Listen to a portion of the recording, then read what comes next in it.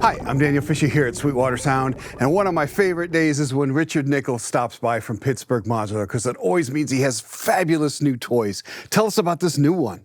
Well, today we have an especially interesting project. It's the Voltage Lab 2. Now, this is the sequel to the original Voltage Research Laboratory, which was an instrument we did a Kickstarter for like 4 years ago. You guys had about 15, I think, to sell, and everything sold out instantly. But instead of making more, we said, you know what, let's make it better. Let's make it a little bit more interesting. So we spent the last 4 years sort of building up our cutting-edge analog technology and putting it all into the Voltage Lab 2. It is beautiful looking, I gotta say. And it's also very clear, like I've been looking at this very closely. I've only seen it starting today.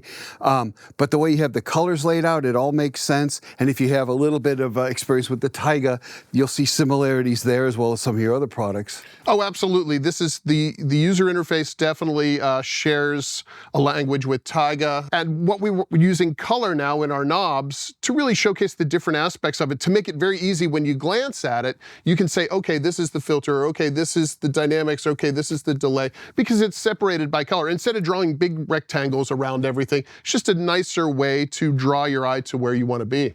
And there's surprisingly a large number of variations of things you can do in this for such a small size, and yet it's not all cramped. Like, I can get in here and do everything, I can read everything. Yeah, that was one of the original problems with the Voltage Research Laboratory, was it was very small. So this one, we wanted to spread it out and give you room to get in there, because this is a laboratory. It's meant to be hands-on and a lot of experimentation, because we've used technology in here that's never been used in analog synthesis before. We've really gone through every section and added something new to the world of analog synthesis. So you want to show us a couple sounds before we dive deep in on each of the knobs? Yeah, let's make some weird sounds.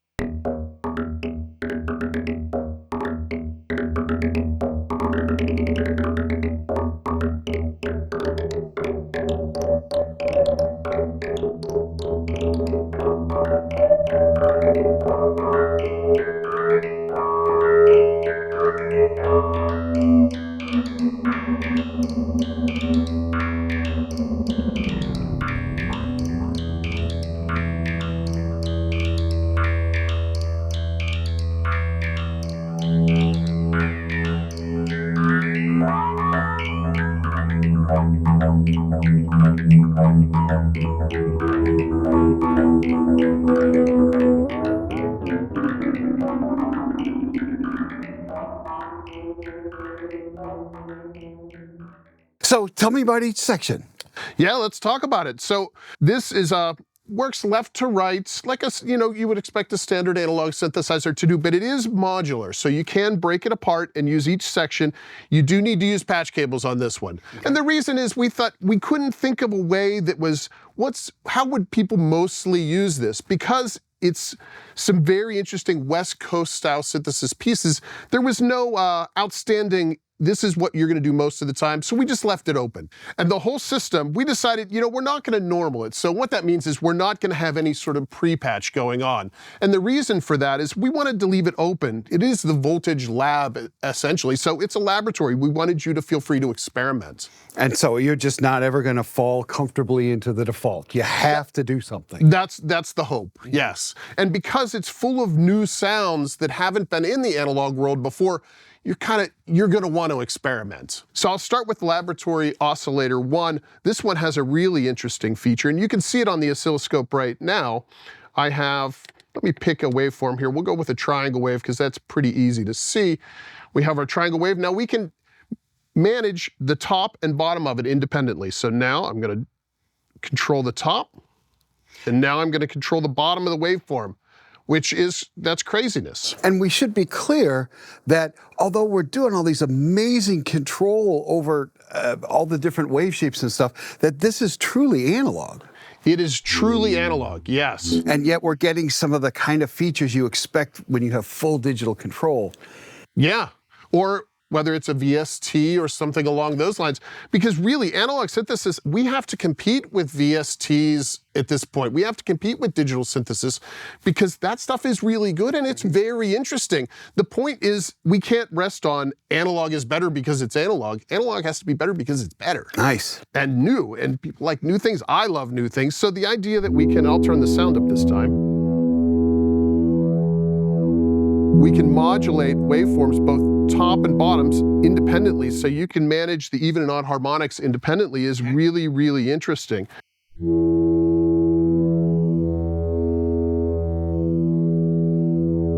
And of course, anything you're turning can be modulated via the jacks. Of course, yes. And so the idea for this is the point we're trying to get out of this is we want to hit that wave folder, and we want to hit it in interesting ways. So as we shape it, we can hit that wave folder differently.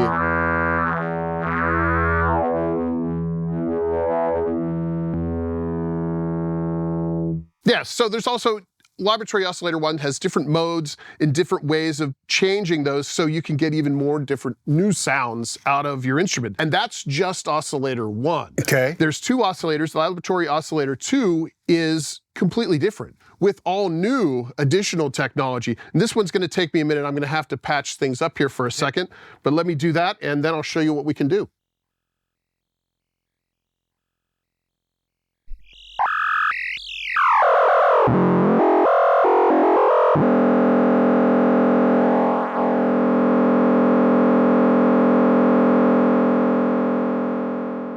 Okay, now the second laboratory oscillator is just as interesting, if not more interesting than the first. This one is sort of, we're talking about square waves to start with. Now, everybody knows what square waves sound like. What we've done is we've added a step within the pulse. So you have a pulse, but instead of being just a rectangle, now it's a little staircase. You can see that on the scope there. We've added a little step to it. And what that does, and I'll play a little sound here.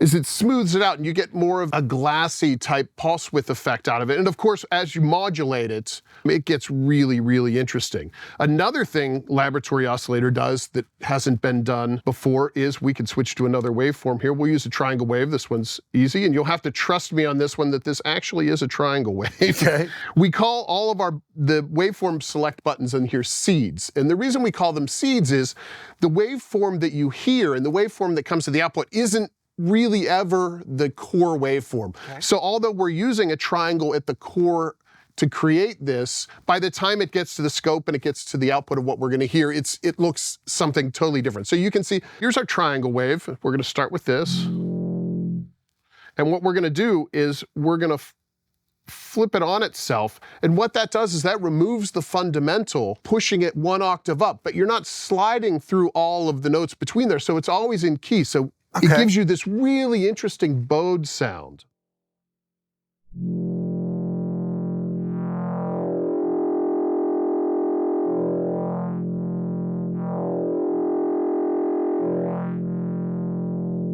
So that's Laboratory Oscillator 2. So as you can see, we've already added a lot to what you can do with analog synthesis, especially in a West Coast context, in a very experimental context. Now, every section, we sort of add a little bit as well to it.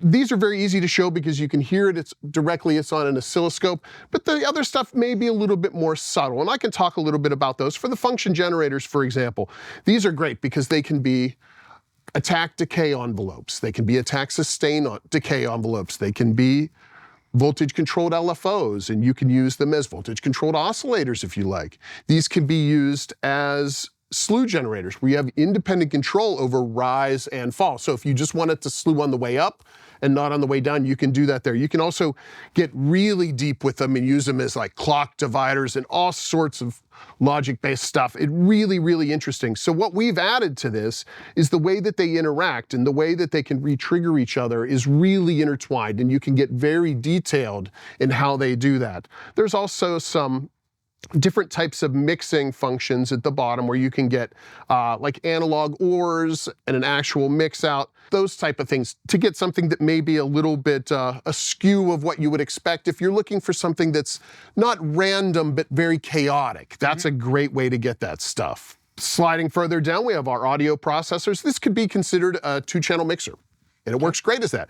But you can also use it as a 10x amplifier, or you can use it as an offset generator, both positively and negative if you need to offset voltage. Again, you think of this instrument as a laboratory. This really starts to make sense. And because it's broken down into very simple parts, if you think of one part at a time and you go, okay, I understand that's adding 10x gain. I can overdrive a voice, or I can use it to bring up a level from an external thing. Yeah, and one of the things that I really like about all of your stuff is you treat audio and control voltages equally. Yeah.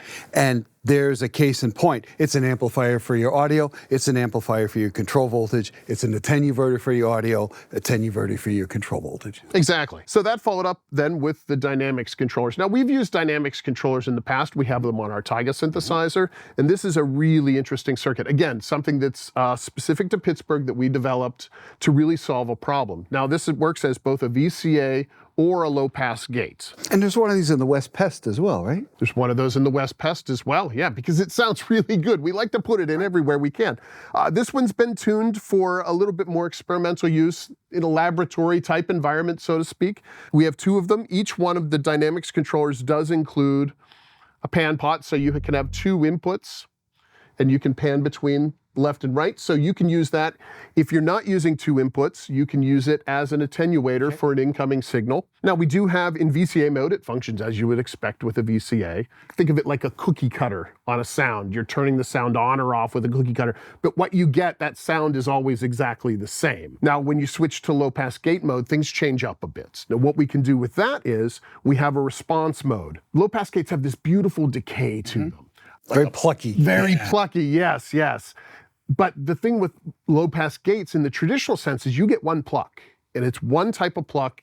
That's the length it is for the eternity of that instrument. Re-engineered around that. So we now can set the response time, that decay. So if you want a real nice, tight percussive pluck, or if you want a long decay, just dial it right in. And of course, voltage controllable. We also have a pluck mode. If you really want to accentuate that pluck, you can just hit it with a trigger, and it's going to pluck that really, really nicely, give you a great percussive sound. And we've added resonance to our low-pass gate.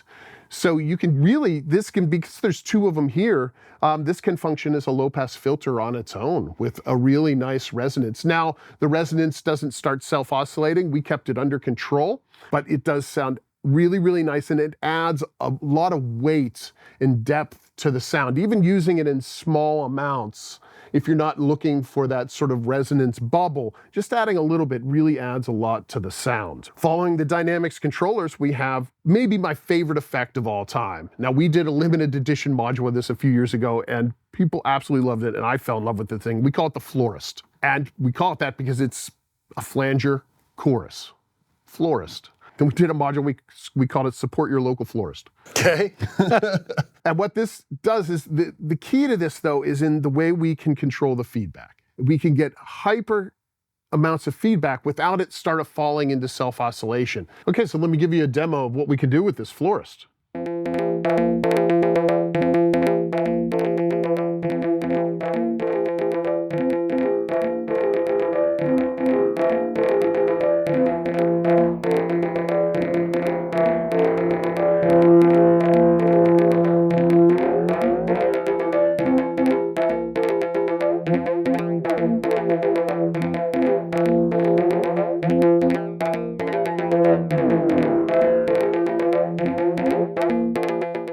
Yeah, it never gets out of control where you all of a sudden you gotta like turn the speakers down. Exactly, exactly. Now you can, if you want, you can let it self-oscillate. It will if you push it all the way to the end. You can let it run out, but we do have a control in the feedback so that the volume never goes bonkers. It does control itself. And of course, I was doing it manually. I was sweeping it manually, but of course you can run that into an LFO and modulate that. Or your control channel.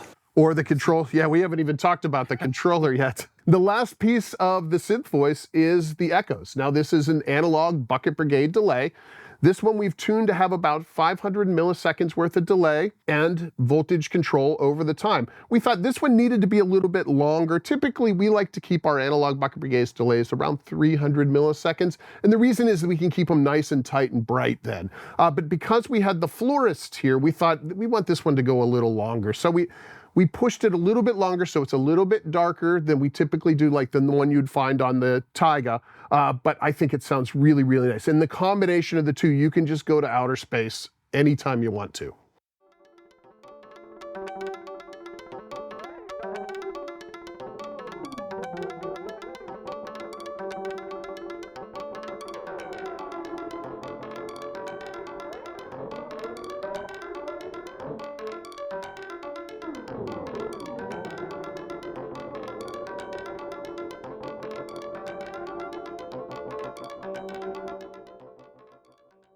So this instrument is monophonic by default, but because you have all the outputs it's modular, you could very easily patch the echoes out into the right and the florist out into your left and get some really interesting stereo effects going on. You do have two dynamics controllers, so you really could kind of create your own duophony if you wanted. Absolutely. Two dynamics controllers, two function generators, two oscillators. So this is the Voltage Lab synth voice so far. I haven't even talked about the touch controller yet. Now the touch controller is capacitive touch, and it's meant to be a performance tool. So this was designed really for me to do live performances, but I think there's enough in here that people are going to get really excited about it on its own even.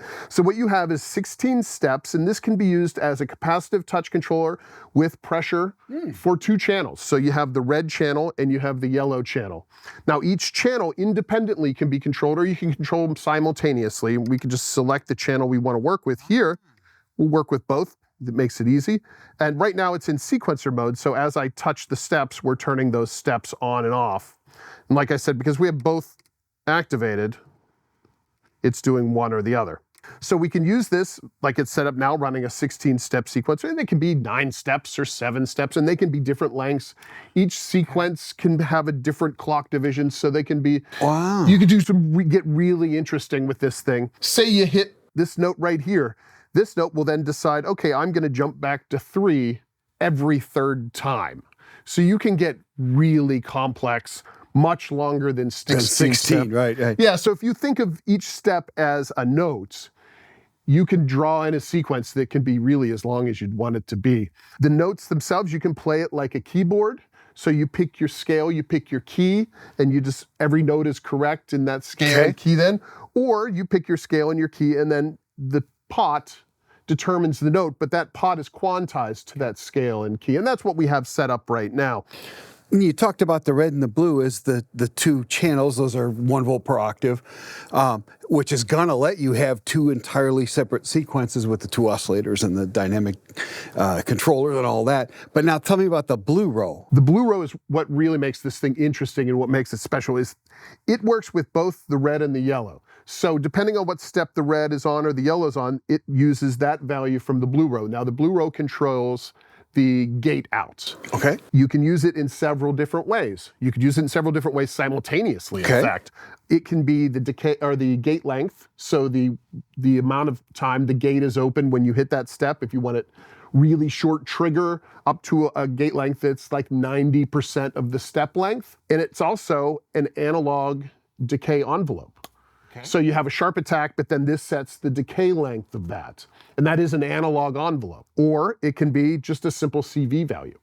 It is a digital value, but it's unquantized. So it's going to be 0 to 5 volts in 4,096 steps, I think. And let me make sure I understand you. When you're controlling the decay on that, that is yet another envelope above and beyond these envelopes? Yes, absolutely, absolutely. And you also have a trigger out as well. So if you wanted to trigger out that always stays the same length to trigger your function generators or to pluck your dynamics controllers, you can go straight to that and use these for other things. Like if you had a drum box. If you only had a drum box. Only. Say you have you're using the red and the yellow, you use the triggers. The blue then is open. And you have then 2 separate outputs for that you can use as CV to control the timbre of the Oscillator 1 or the reflection of Oscillator 2. There's really a lot you can do with this. It works with MIDI. So if you have an external synth, say you have a Taiga sitting right next to it and you want to control Taiga via MIDI, you can just take the MIDI out into MIDI in and use one of the channels for that. This thing goes really, really deep. Much deeper than we're going to be able to cover here with the Voltage Lab, where the idea was add something to the mountain of analog synthesis with every section of it. We've done the same thing with the touch control. We've gone through it in every section. We've said, what can we add to this that hasn't been done before? That is still very musical, still very hands-on. You notice there's no screens on here. There's no menu diving. Everything is very hands-on, and that's the goal of the whole instrument. So I think we owe our viewers some serious performance time now. I think we do.